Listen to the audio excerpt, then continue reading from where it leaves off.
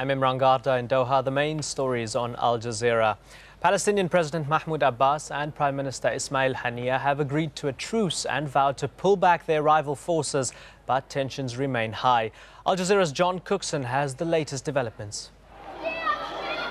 As politicians move to defuse tensions, there's no let-up in the violence in Gaza. This Jabalia and another firefight between Fatah and Hamas. At least 6 people died Thursday as Gaza echoed to the sound of gunfire and explosions.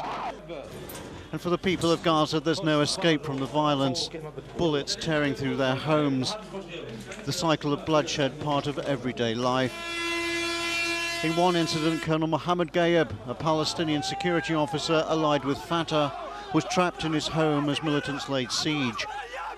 He made a desperate telephone call to Palestinian television as gunmen stormed his house and killed him. Mohammed, can you hear me? The mortars are torn into pieces in our home.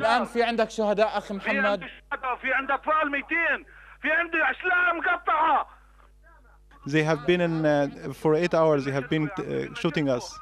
I have kids who are killed. I have people who are torn into pieces.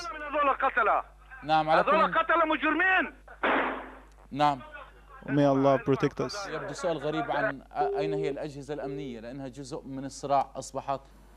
Gaza has been a powder keg since Palestinian President Abbas challenged the Hamas-led government and called for elections after talks about a unity government collapsed.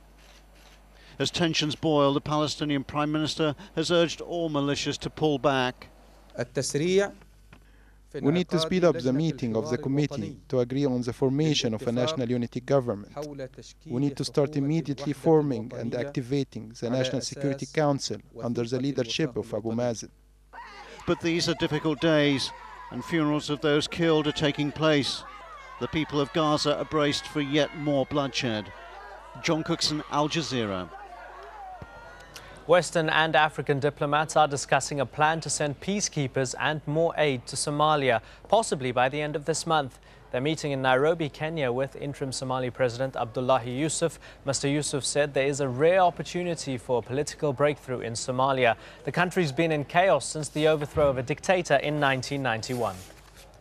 The body of a second man has been pulled from the rubble left by last Saturday's car bomb blast at Madrid's airport.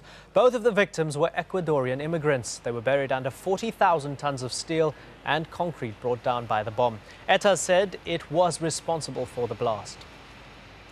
As the U.S. Congress convened, the House of Representatives saw a woman take one of the most powerful positions in U.S. politics. I do.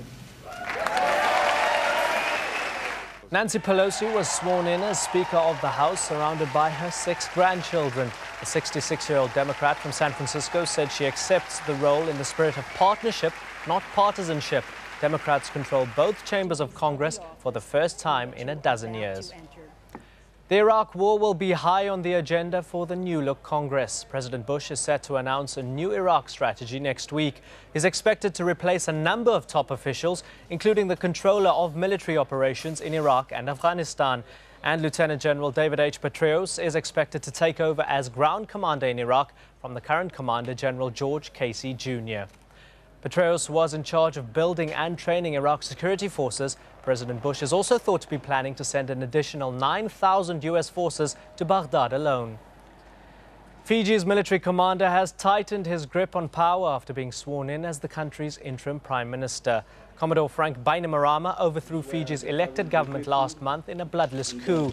On Thursday, he reinstated Ratu Josefa Iloilo as president in a move seen as appeasing Fiji's influential Council of Chiefs. Bainimarama will now head a transitional government expected to be dominated by the military until elections are held. We're back with the news at the top of the hour.